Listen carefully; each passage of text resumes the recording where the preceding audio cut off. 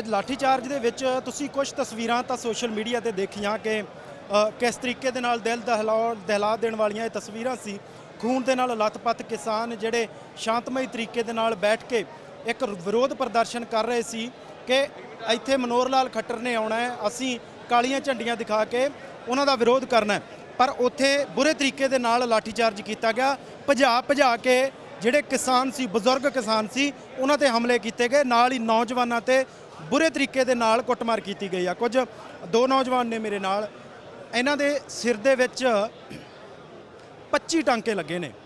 25 ਟਾਂਕੇ, ਆਪ ਸੋਚ ਕੇ ਦੇਖੋ ਕਿ ਜਿਹੜਾ ਫੱਟ ਹੋਊਗਾ, ਜ਼ਖਮ ਹੋਊਗਾ, ਉਹ ਕਿੰਨਾ ਗਹਿਰਾ ਹੋਊਗਾ, ਔਰ ਉਹ ਵੀ ਸਿਰ ਦੇ ਵਿੱਚ। ਜਾਣੀ ਸਿਚੁਏਸ਼ਨ ਕ੍ਰਿਟੀਕਲ ਹੈ। ਇੱਧਰ ਭਰਾ ਇਹ ਤੁਹਾਡੀ ਉਂਗਲ ਟੁੱਟੀ, ਉਂਗਲ ਵਿੱਚ ਫ੍ਰੈਕਚਰ ਹੈ, ਇਹਨਾਂ ਦੀ ਉਂਗਲੀ ਫ੍ਰੈਕਚਰ ਹੋ ਗਈ ਹੈ। ਇਹ ਦੋ ਬੰਦੇ ਨੇ, ਜਾਣੀ 25 ਟਾਂਕੇ ਲੱਗਣ ਤੋਂ ਬਾਅਦ ਵੀ ਅੱਜ ਕਿਸਾਨ ਰੈਲੀ ਦਾ ਹਿੱਸਾ ਜ਼ਰੂਰ ਬਣਨਾ ਆਏ ਸੀ। ਵੀਰ ਕੀ ਵਾਪਰਿਆ, ਕੀ ਸੀ, ਕੀ ਕੁਝ ਹੋਇਆ ਸੀ, ਥੋੜਾ ਜਿਹਾ ਸਾਡੇ ਦਰਸ਼ਕਾਂ ਨੂੰ ਜ਼ਰੂਰ ਸੁਣਾਓ। ਅਸੀਂ शांतिपूर्वक अपना प्रदर्शन कर रहे थे। उनके दिल में ऐसा आ गया भी हमें तो खून खराबा करना है, उन्होंने मारना था, जान से मारने की धमकी। बस उनको ऐसा लगा था भी जान से मारना ही है। सब 5 मिनट के बाद सबको लाठी चार्ज करना शुरू कर दिया। मैं गिर गया। गिरने के बाद मेरे को कम से कम 6-7 बंदों ने, पुलिस वालों ने इतने मारा, सिर में सबसे ज़्यादा मारा मेरे को, और मेरे हाथ पैर पकड़ लिए, अपने पैरों पे पैर रख दिया। उसके बाद डंडे मारे, सिर पे सबसे ज़्यादा डंडे मारे मेरे। मैं बेहोश हो गया। बेहोश होने के बाद भी मेरे को मारे उन्होंने। मेरे को किसी बाबा जी ने, जब मेरा इतना खून आ रहा था, तो किसी बाबा जी ने मेरे को कपड़ा दिया, बांध के बैठ गया मैं। उसके बाद फिर दोबारा मेरे को मारा, मतलब दो बार मेरे को इतना पिटा। सिर फोड़ने के बाद फिर पिटा, दोबारा फिर मारा मेरे को। मतलब उनकी प्लानिंग ये थी भी जो भी फंसे उनको जान से मारना है, जान से मारने की ही उनको प्लानिंग थी। वो किस्मत थी जो आप बच गए, नहीं तो हम मर भी जाते।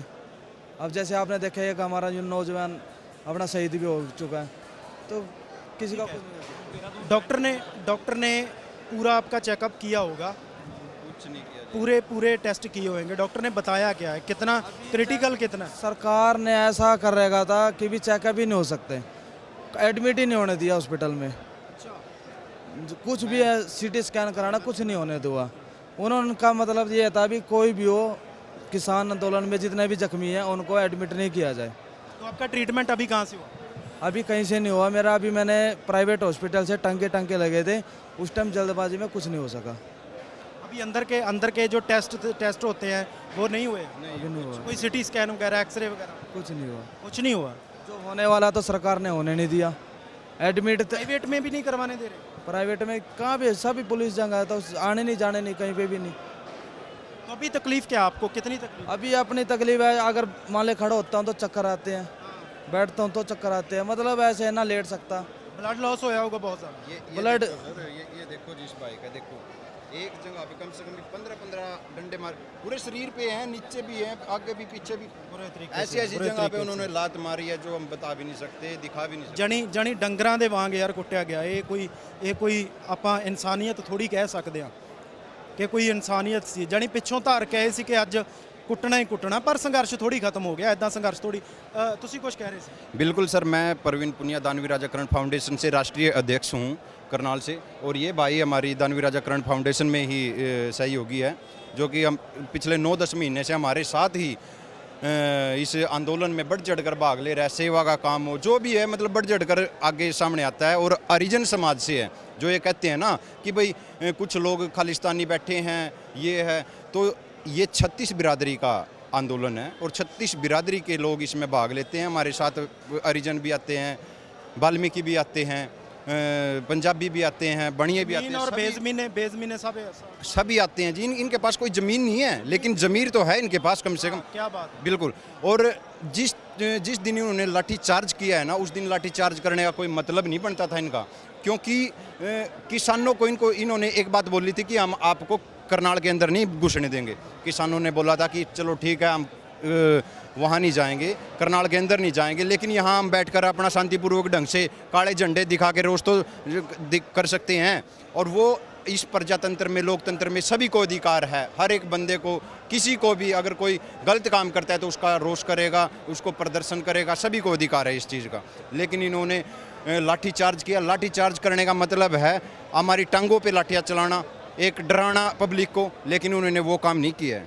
उससे पहले इनके पास और काफ़ी ऐसे साधन थे जैसे कि आंसू गैस के गोले छोड़ सकते थे, पानी के वाटर कैनन का प्रयोग कर सकते थे, उसके बाद भी ये हमारे को गिरफ्तार कर सकते थे, लेकिन उन्होंने ऐसा काम नहीं किया।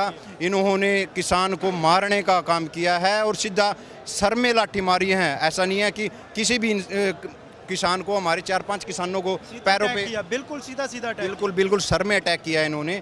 ऐसा नहीं है कि भाई किसी भी किसान को, सभी को टांगों से ऊपर ऊपर चोट आई है। ज़्यादातर जो भी सीरियस हुए हैं हमारे किसान, उनको सर में चोट है, गर्दन पे है, पीठ पे है, पेट में भी।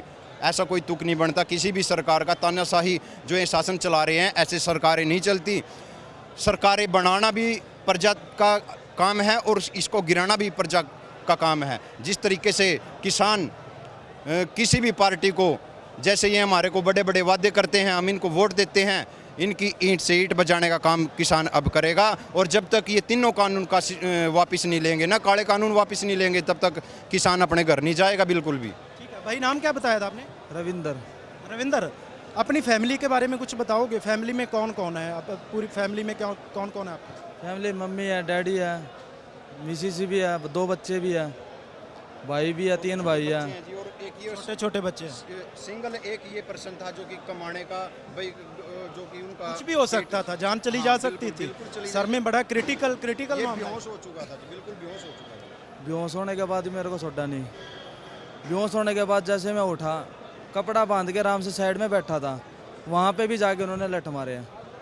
मतलब इनका टारगेट ऐसा था, या तो मारो या तोड़ो, जैसा मर्जी करो, लेकिन इनको मारो। ठीक है। तो अभी ट्रीटमेंट का आगे क्या है? आगे क्या, कैसे करवाएंगे ट्रीटमेंट? ज़रूरी है इनका? मैं उस दिन का बताता हूँ आपको, जिस दिन ये बेहोश हो गया था एक बारी। उसके बाद एक सरदार थे, उन्हें सरदार जी ने इनको एक पगड़ी अपनी खोल के इनको परना बांध दिया था और ये एक छप्पड़ के नीचे बिठा दिया था। उसके बाद फिर जो दोबारा लाठीचार्ज हुआ है, फिर इसके बाद एक बार हमला बोला, पीठ पे मारे हैं, टांगों पे और इसके गर्दन पे मारे हैं।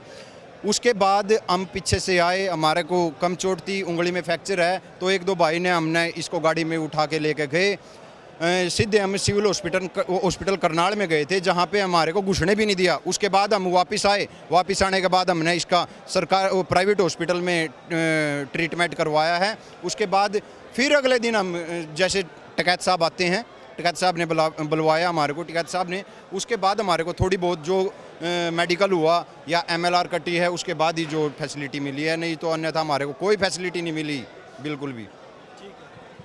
भाई आपका ज़रूरी बनता है कि आप इसका ट्रीटमेंट अच्छे से करवाएं। पूरे लोग अब आपके साथ हैं, पूरा हरियाणा आपके साथ है, तो अपनी सेहत का सबसे ज़्यादा ख्याल रखें।